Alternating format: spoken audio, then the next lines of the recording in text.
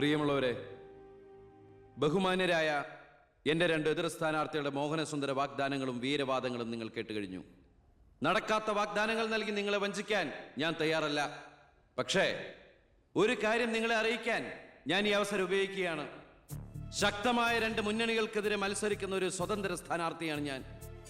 വിജയസാധ്യത വളരെ കുറവായി എനിക്ക് ഇവിടുത്തെ പല പ്രമുഖ വ്യവസായികളും പ്രമാണിമാരും കുറച്ച് പാരിതോഷികങ്ങൾ തന്നിട്ടുണ്ട്.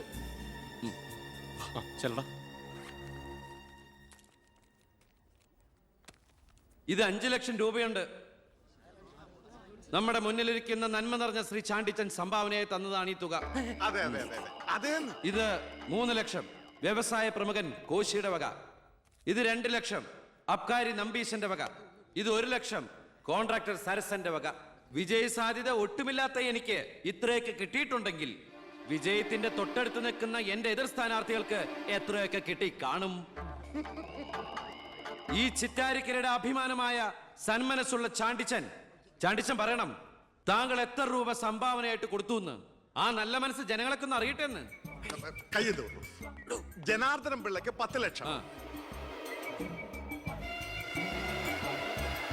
മേനോൻ സാറിന് 20 ലക്ഷം അല്ലേ? സത്യമാണ്, നുണ പറയല്ല. പണം പിടിച്ചു. Thank you Chandichan. കർത്താവ് തരുന്നു, ഞാനത് കൈനീട്ടി വാങ്ങിക്കുന്നു. എങ്ങനെയുണ്ട്? ടിവിയിൽ വരുക കേട്ടല്ലോ. ഇതുപോലെ എത്ര ലക്ഷങ്ങൾ ഇവരുടെ കൈകളിൽ എത്തിക്കാണും. അതിവിടെ വെളിപ്പെടുത്താൻ ഈ സ്ഥാനാർത്ഥികൾ തയ്യാറാണോ?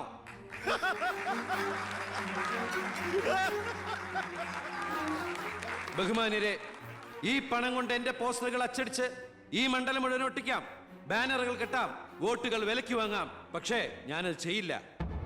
25 കൊല്ലമായിട്ട് നിങ്ങൾ ജയിപ്പിച്ചു വിടുന്ന ശ്രീ ബാലഗംഗാധര മേനോന്റെ മണ്ഡലത്തിലെ ജനറൽ ഹോസ്പിറ്റലിൽ ഒരു ആംബുലൻസ് ഉണ്ടോ? അത്യാവശ്യ സൗകര്യങ്ങളുണ്ടോ? പ്രിയമുള്ളവരെ, ചാണ്ടിച്ചൻ നന്ദി 5 ലക്ഷം രൂപ ഇവിടുത്തെ ജനറൽ ഹോസ്പിറ്റലിന് ആംബുലൻസിനും മറ്റുള്ള സൗകര്യങ്ങൾക്കും വേണ്ടി ചാണ്ടിച്ചന്റെ പേരിൽ ഞാനിത് ഇന്ത്യ വിഷൻ ഏൽപ്പിച്ചുകൊള്ളുന്നു. ഞാൻ സമ്മതിക്കൂല.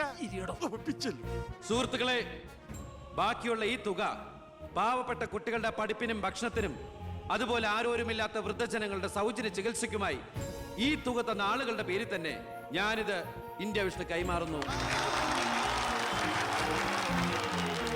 ജയ് ഹിന്ദ്.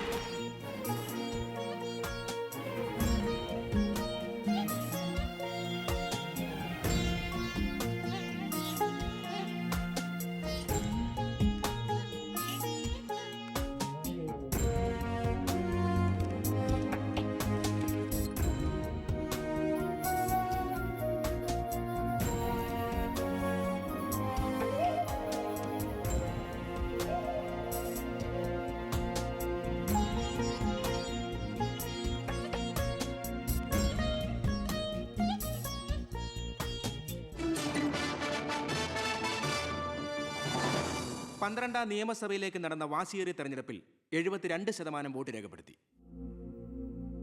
വിവിധ കൗണ്ടിംഗ് സെന്ററുകളിലായി രാവിലെ 8 മണിക്ക് തന്നെ വോട്ടെണ്ണൽ ആരംഭിച്ചു. ആകെയുള്ള 140 സീറ്റുകളിൽ ഫലമറിഞ്ഞ 120 മണ്ഡലങ്ങളിൽ KDF 61, ജനപക്ഷ മുന്നണി 59 സീറ്റ് നേടിയിട്ടുണ്ട്. കേരളത്തിലെ മുന്നണി സമവാക്യങ്ങളെ അട്ടിമറിക്കാൻ പോകുന്ന പുതിയൊരു രാഷ്ട്രീയ ധ്രുവീകരണത്തിനുള്ള സാധ്യതയാണ് ഇപ്പോൾ നമ്മുടെ മുന്നിലുള്ളത്. ഒരുപക്ഷെ കേരളത്തിലെ അടുത്ത മന്ത്രിസഭ ഒരു തൂക്ക് മന്ത്രിസഭയായിരിക്കും. ഹലോ, എണ്ണിത്തീരാറായോ? ജനപക്ഷ മുന്നണി സ്ഥാനാർത്ഥി 4612 വോട്ടിന് അച്ഛൻ ലീഡ് ചെയ്യുന്നുണ്ട്. അടുത്ത CM അച്ഛൻ തന്നെ. ഇപ്പോൾ കിട്ടിയ വാർത്ത, പുതുശ്ശേരി മണ്ഡലത്തിൽ KDF സ്ഥാനാർത്ഥി തൊമ്മൻ ചാക്കോ 4000 വോട്ടുകൾക്ക് വിജയിച്ചു. ഇത്തവണയും ഭരണം ലഭിച്ചാൽ KDF-ൽ മുഖ്യമന്ത്രിയാകാൻ സാധ്യതയുള്ള ആളാണ് തൊമ്മൻ ചാക്കോ. വയനാട് ജില്ലയിലെ സംവരണ സീറ്റിൽ KDF സ്ഥാനാർത്ഥിയും ആദിവാസി നേതാവുമായ ശ്രീ പൊറ്റക്കുഴി ചെല്ലപ്പൻ തെരഞ്ഞെടുക്കപ്പെട്ടു. ഇപ്പോൾ കിട്ടിയ വാർത്ത, ചിറ്റാരിക്കര മണ്ഡലത്തിലെ വോട്ടെണ്ണൽ പൂർത്തിയായി. സംസ്ഥാനം ഏറെ ഉറ്റുനോക്കിയ മണ്ഡലമായിരുന്നു ചിറ്റാരിക്കര. മുൻ മന്ത്രിയും KDF സ്ഥാനാർത്ഥിയുമായ ശ്രീ ബാലഗംഗാധര മേനോൻ മുന്നിട്ട് നിന്നിരുന്നുവെങ്കിലും ഇപ്പോൾ 3ാം സ്ഥാനത്തേക്ക് പിന്തള്ളപ്പെട്ടു. ഇരു മുന്നണികളെയും പരാജയപ്പെടുത്തി സ്വതന്ത്ര സ്ഥാനാർത്ഥി P. കൃഷ്ണകുമാർ വിജയിച്ചിരിക്കുന്നു. KDF-ന്റെ സജീവ പ്രവർത്തകനും യൂത്ത് വിങ്ങിന്റെ ജില്ലാ സെക്രട്ടറിയുമായിരുന്ന കൃഷ്ണകുമാർ തെരഞ്ഞെടുപ്പ് പ്രഖ്യാപന വേളയിലാണ് രാഷ്ട്രീയ അഭിപ്രായ ഭിന്നതയെ ചൊല്ലി സ്വതന്ത്രനായി മത്സരിക്കാൻ തീരുമാനിച്ചത്.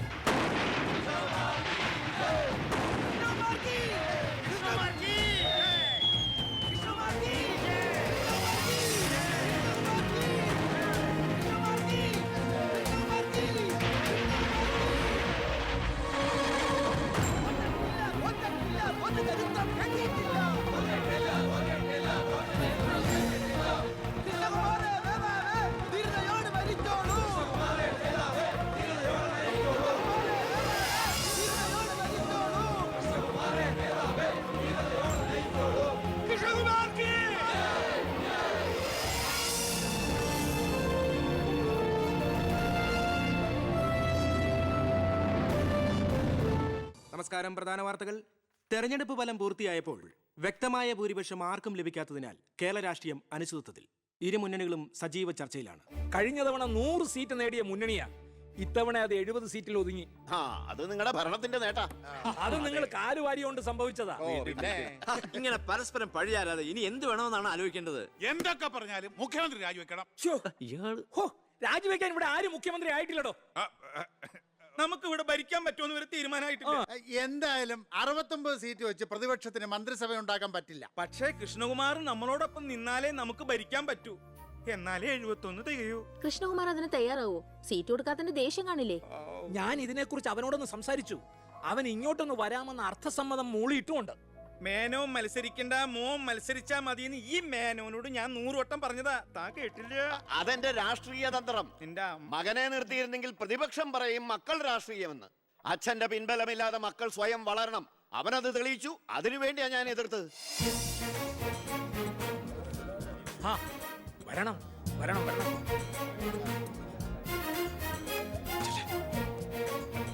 മിടുക്കൻ മിടുക്കൻ.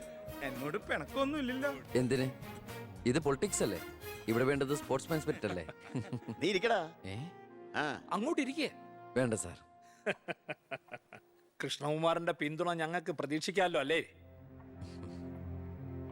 ഞാൻ പിന്തുണച്ചാലേ KDF-ന് മന്ത്രിസഭ ഉണ്ടാക്കാൻ സാധിക്കുമെന്ന് എനിക്ക് നന്നായിട്ട് അറിയാം. ചെറുപ്പം മുതൽ പ്രവർത്തിച്ചു പോന്ന പ്രസ്ഥാനത്തിന്റെ കൂടെ നിൽക്കാൻ എനിക്ക് സന്തോഷമേ ഉള്ളൂ. പക്ഷെ ഒരു ഡിമാൻഡ് ഉണ്ട്. ആഭ്യന്തരം എനിക്ക് കിട്ടണം.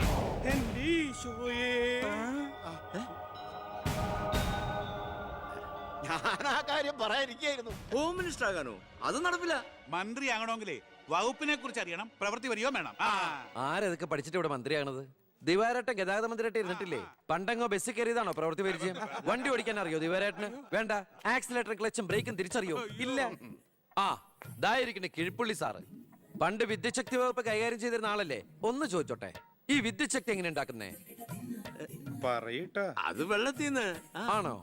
പിന്നെന്താ വെള്ളത്തിൽ തൊട്ട ഷോക്ക് അടിക്കാത്ത? അതൊക്കെ എന്തിനാ നമ്മൾ അറിയുന്നേ? സ്വിച്ച് ഇട്ടാ കറണ്ട് വരുന്നുണ്ടോ? അത് മാത്രം അറിഞ്ഞാ മതി. അതറിയില്ല. യവൻ പറയുന്നതിലും കാര്യമുണ്ടെന്നേ. പിന്നെന്താ ഷോക്ക് അടിക്കാത്ത? നമ്മളെന്തിനാ വല്ലവന്റെയും കാര്യം ആലോചിച്ച് തല ഉണ്ടാക്കുന്നേ? ഏതൊരു ജോലിക്കുണ്ട് യോഗ്യത ടെസ്റ്റ്. സത്യത്തിൽ മന്ത്രിയാകാനും വേണം ഒരു പരീക്ഷ. ഈ IAS IPS ഒക്കെ പോലെ IIPS, Indian institute of political science, അത് പഠിക്കണം. അല്ലെങ്കിൽ വേണ്ട. മിനിമം യോഗ്യത 10ാം ക്ലാസ് പാസ്സാവണമെന്ന് പറഞ്ഞാ ഇവിടെ ഇരിക്കുന്ന പലരും ഓടിപ്പോണ്ടി വരും. ഈ തെരഞ്ഞെടുപ്പ് എന്ന് പറയണത് തന്നെ ഒരു പരീക്ഷയാ. ആ പരീക്ഷ പാസ്സായവർക്ക് മാത്രമേ മന്ത്രിയാവാൻ പറ്റൂ. അതൊരു പരീക്ഷയല്ല സാറേ, പരീക്ഷണമാണ്. ഇവനെങ്കിലും ശരിയാവോ എന്നുള്ള ജനങ്ങളുടെ പരീക്ഷണം.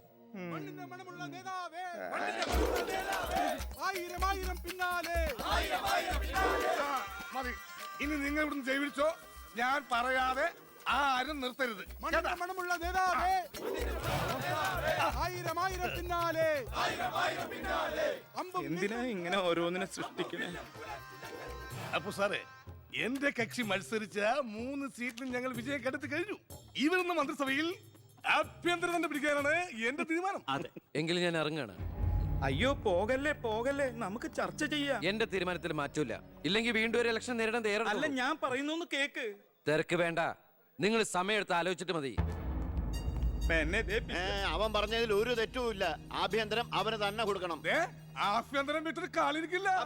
അഭ്യന്തരം എന്ന് പറയാൻ തനിക്ക് എന്ത് യോഗ്യതയാണോ ഉള്ളത്? മന്ത്രിസഭ ഉണ്ടാക്കാൻ അവൻ വേണം. കൃഷ്ണകുമാർ തനിക്കറിയോ?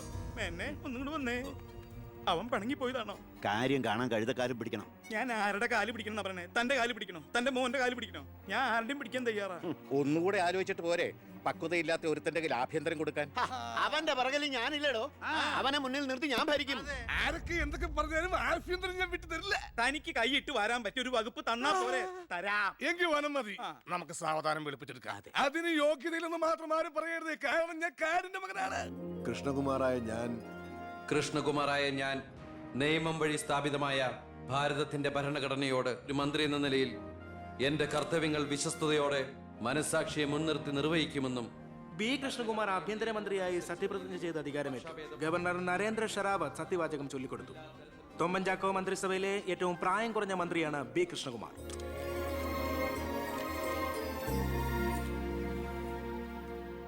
പുരകത്തുമ്പോൾ വാഴ വെട്ടുന്നു എന്ന രീതിയിലല്ലേ ഭൂരിപക്ഷം തികയ്ക്കാൻ ബുദ്ധിമുട്ടിയ KDF-ൽ നിന്നും നിങ്ങൾ ആഭ്യന്തരമന്ത്രി സ്ഥാനം വില പറഞ്ഞു വാങ്ങിച്ചത്? എനിക്ക് കിട്ടിയ അവസരവും ഉപയോഗിച്ചു എന്നുള്ളത് ശരിയാണ്. അത് പക്ഷേ എന്റെയും കുടുംബത്തിന്റെയും സാമ്പത്തിക ഭദ്രത അരക്കെട്ടുറപ്പിക്കാനോ അധികാര ദുർവിനിയോഗത്തിനോ അല്ല, മറിച്ച് എനിക്ക് കിട്ടിയ ഈ അധികാരം ജനനന്മയ്ക്കായി വിവേകത്തോടെ ഉപയോഗിക്കാനാണ്. അച്ഛനെതിരെ മത്സരിച്ചപ്പോഴുണ്ടായ മാനസികാവസ്ഥ? ഞാൻ അച്ഛനെതിരായിട്ടല്ല, അച്ഛന്റെ രാഷ്ട്രീയ നയങ്ങൾക്കെതിരെയാണ് മത്സരിച്ചത്. രാഷ്ട്രീയം വ്യക്തിനിഷ്ഠമല്ല. അച്ഛനെ തോൽപ്പിച്ചപ്പോൾ എന്തു തോന്നി? ഞാനല്ലോ തോൽപ്പിച്ചത്, ജനങ്ങളല്ലേ. രാഷ്ട്രീയക്കാർ കൊള്ളരുതായ്മ കാണിച്ചാൽ വോട്ടിങ്ങിലൂടെ പുറത്താക്കാൻ ജനങ്ങൾക്ക് അവകാശമുണ്ട്. അപ്പോൾ താങ്കളുടെ അച്ഛൻ ശ്രീ ബാലഗംഗാധരൻ ഒരു കൊള്ളരുതാത്തവരും അഴിമതിക്കാരും ഒക്കെ ആണെന്നാണോ ബഹുമാനപ്പെട്ട മന്ത്രി പറയുന്നത്? ഞാനൊരു വ്യക്തിയല്ല ഉദ്ദേശിച്ചത്. അച്ഛൻ കുറ്റവിമുക്തനാണെന്ന് തെളിയിക്കപ്പെട്ട താങ്കൾ ഈ മന്ത്രിസ്ഥാനം ഒഴിഞ്ഞ് അദ്ദേഹത്തിന് വീണ്ടും ഒരു അവസരം നൽകുമോ? അച്ഛൻ നിരപരാധിയാണെന്ന് തെളിഞ്ഞാൽ പാർട്ടി ആവശ്യപ്പെട്ടാൽ എന്റെ മന്ത്രി പദവിയും MLA സ്ഥാനവും ഉപേക്ഷിക്കാൻ ഞാൻ തയ്യാറാണ്. കുറച്ച് സമയം, ഒരുപാട് കാര്യങ്ങൾ. അപ്പോ നമുക്ക് വീണ്ടും കാണാം.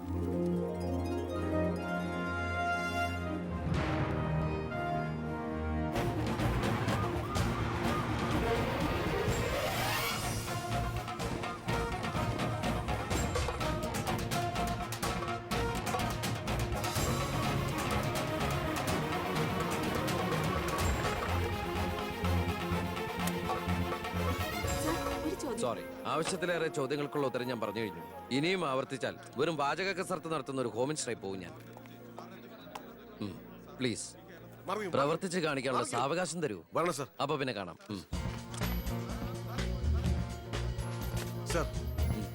സാർ പറഞ്ഞില്ലേ കറപ്ഷൻ ഇല്ലാത്ത officers? DYSP Anantharaghavan, SI Prathap Varma. Sir please come.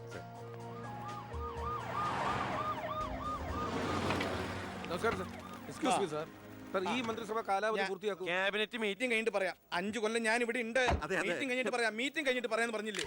എന്റെ പേഴ്സണൽ പ്രൊട്ടക്ഷൻ വിങ് എന്ന പേരിൽ സാറും സാറിന്റെ ഗ്രൂപ്പും എന്നോടൊപ്പം ഉണ്ടാവണം സർ. അത് പക്ഷെ എന്നെ പ്രൊട്ടക്ട് ചെയ്യാൻ വേണ്ടിയിട്ടല്ല, ഈ നാടിനെ പ്രൊട്ടക്ട് ചെയ്യാൻ എനിക്ക് നിങ്ങൾ ആവശ്യമാണ്. എന്നെക്കാൾ ഉയർന്ന റാങ്കുള്ള എനിക്ക് കമ്മ്യൂണിക്കേറ്റ് ചെയ്യാൻ എളുപ്പം സാറുമായിട്ട്. പണ്ട് ലാത്തി ചാർജുകൾക്കിടയിൽ സാർ പലവട്ടം എന്നെ ലാത്തിയുമായിട്ട് പരിചയപ്പെട്ടിട്ടില്ലേ സാർ? അതല്ല സർ, പിന്നെന്താ സാർ? ഒരു റിക്വസ്റ്റ് ഉണ്ട്. യെസ്. സാർ ഇനി എന്നെ സാറേന്ന് വിളിക്കരുത്. ഒരു മന്ത്രിയായെന്ന് കരുതി പെട്ടെന്ന് അപ്പനെ കയറി അവസരപ്പെട്ടാന്ന് വിളിക്കാൻ പറ്റുമോ? ഞാൻ സാറേന്ന് വിളിച്ച് ശീലിച്ചു പോയി. നാവ് അങ്ങനെ വഴങ്ങും സാറേ. Good morning. അയ്യർ സാർ, ഇവരുടെ പുതിയ പോസ്റ്റിംഗിന്റെ കാര്യം ഞാൻ DGയോട് ഇൻഫോം ചെയ്തിട്ടുണ്ട്. Please take necessary steps. Okay, sir. Okay. Sure, sir. Hello, ഞാൻ പൗത്രനാ. നിന്റെ സത്യപ്രതിജ്ഞ ഞാൻ TV-യിൽ കണ്ടു. ഒരു യുവാവ് ഹോം മിനിസ്റ്ററായിട്ട് നീ ശരിക്കും ഷൈൻ ചെയ്ത് കേട്ടോ. ആരുടെയെങ്കിലും മുമ്പിൽ ഷൈൻ ചെയ്യണമെന്ന ഉദ്ദേശത്തോടെയല്ല ഞാൻ മന്ത്രിയായത്. പിന്നെ ഞാൻ നിന്റെ പെങ്ങടെ പേരിൽ ഒരു എസ്റ്റേറ്റ് വാങ്ങിയില്ലായിരുന്നോ? ഇവിടെ ഇപ്പൊ തേങ്ങയിടിയിൽ നടക്കുക. ഈ ഏരിയയിൽ കള്ളന്മാരുടെ ഭയങ്കര ശല്യമെന്നാണ് നാട്ടുകാർ പറയുന്നത്. നീ ഒരു 10-20 പോലീസുകാരെ ഇങ്ങോട്ട് ഏർപ്പാടാക്കണം. അവരെ നിക്കട്ടെ കാവലിന്. അളിയന്റെ തേങ്ങയ്ക്ക് പ്രൊട്ടക്ഷൻ തരാനുള്ളതല്ല കേരള പോലീസ്. അവർക്ക് വേറെ ജോലിയുണ്ട്. മിസ്റ്റർ പൗത്രന് വേറെ എന്തെങ്കിലും പറയാനുണ്ടോ?